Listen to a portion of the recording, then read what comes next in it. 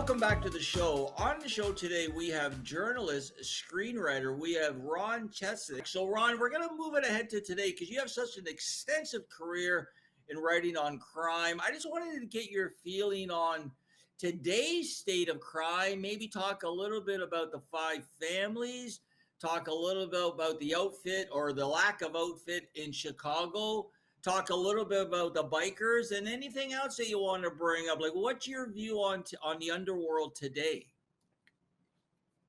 There'll always be an underworld. As long as you have humanity, you're going to have crime on that end. And the only thing is that the characters change, but the criminal activity still stays the same on that sort of stuff. I don't know. The mafia today is not as big as they were back 30, 40 years ago.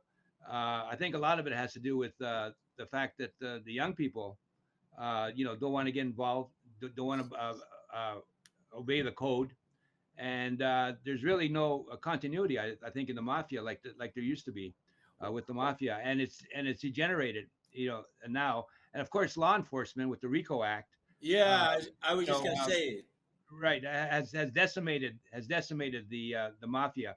well, I think it was on Joey Marlino before he got banned, before his podcast got told to stop doing it. But I think they said, like guys were willing to do 5, 6, 7 years, right? They're willing to do that. Yeah. But when you attach the RICO, it's 25 years or life. Like guys won't do that, right? So who do you think is the strongest family right now out of New York? Who would you? And again, it's just your personal opinion and. I don't know. The Gambino or the Genovese probably. Genovese, sort of I think. It's kind of hard. It's kind of hard to know. To pick a crime family. Yeah. But there's 5 of them. So with the exception of the Colombo family, probably the Genovese or the Gambinos would be my choice as a family. Of course, the reason you're talking about them is because they got the name. That's right. The Italian mafia, right? I mean, But I mean, they're not as, like I said, not as powerful, not as strong, and don't have as much influence as they once did. And then, of course, now you have the one percenters, right? The bikers now they've sort of jumped up. You hear a lot about the bikers. I've been approached by a couple of bikers about doing their story, but nothing's worked out on that sort of thing. But yeah, the Hells Angels, the Outlaws, especially in Canada, right? Oh, up here in Montreal, it's Montreal. They're really big. On that sort of thing. Right. We could talk more. We could talk so much about that. Let me ask you one more thing, and then I think we're gonna head out. But so, if people want to find out more information, Ron, where could they go? Give out your website, your podcast. If people want to look into you, hire you, just talk to you, maybe be a guest on your show, where could they go, Ron? Well, I've got a website. It's www.ronchepsick.com. And they can go there. They can go to my Facebook page. I'm very active on Facebook, and hook up as a friend. Mention your show because I get a lot of people. I don't know, you can't really trust a lot of the people. So mention that you heard me on the show, and then I'll friend you. And, there you go. And you can follow on that sort of thing. You can go to my Crime Beat show, and you could hook up. crimebeat123@yahoo.com is the email address on that then. But there's a lot of ways that you can connect to me if you want. I'm not letting you go yet. I'm not letting you go. I still got a few names I want to talk to you about. Like give me your take on the Traficantes now. Give me your take on those guys. Well, they were really big. I mean, out of Tampa, Florida, I did a book called The Traficantes, which actually probably my best-selling book, which is really surprising on that. And the big question is, did they have anything to do with John F. Kennedy's? I was just going to ask you that. What do you think? Well, I'm not a conspiracy person. I hate conspiracies, because you got QAnon and all that kind of crap today. And but if there is a conspiracy that might have legitimacy, I think it might be the Kennedy assassination. Like the Bay of Pigs and all that. A lot of questions about that assassination. And a good friend of mine, Gerald Posner, wrote the book on the Kennedy assassination, saying that Oswald did it alone.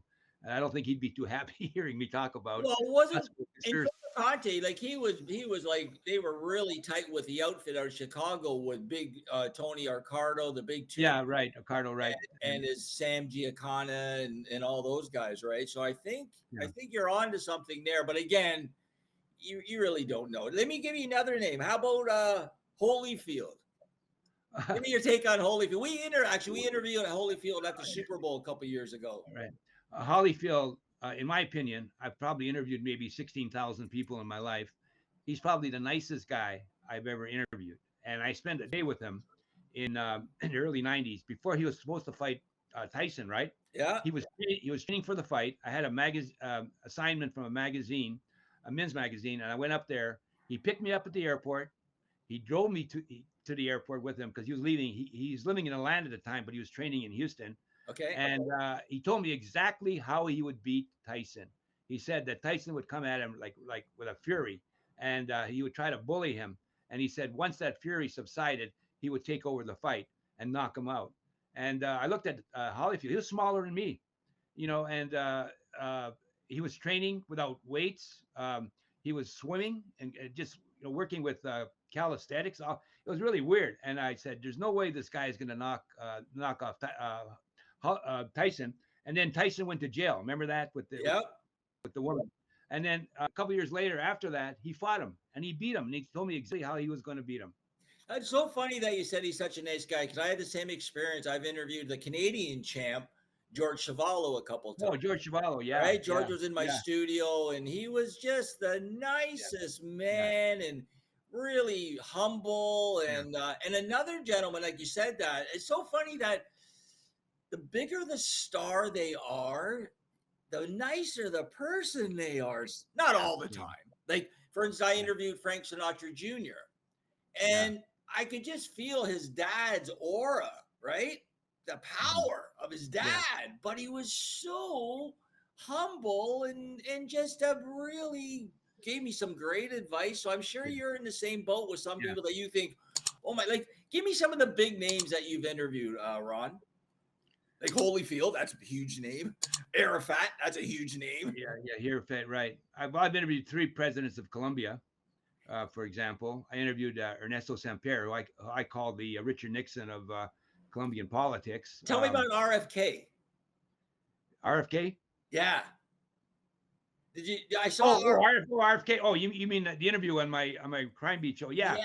yeah. I interviewed him. He did a book on his nephew about how his nephew was innocent. His nephew got nailed for a crime, and so he came on. He didn't really talk about anything political, but the book is actually quite good. It was written really well. I assume he wrote it himself, that he didn't have a ghostwriter and all that sort of stuff on that then. But yeah, he came on the show. We talked for half an hour.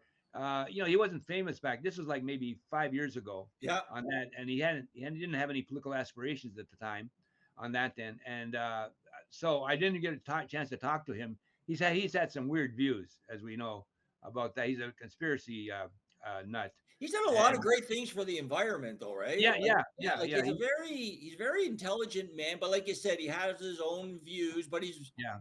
I mean, And I don't really have a point of view of him. Whatever. He's a Kennedy, right? So I mean, I don't know. He's a Kennedy. I don't know. Like, yeah, you know.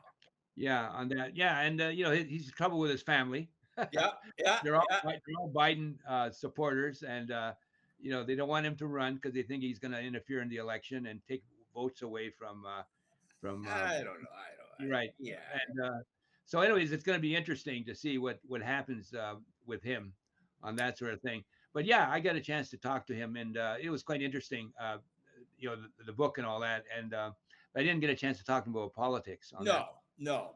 Well, that's great, Ron. I really appreciate you for being on the show today. Hopefully, we're going to be having you on a lot more in the near future. We got some things cooking behind the scenes. We'll just leave it for that for now. But again, if people want to find out more about your career, Ron, give out your website or where could they go?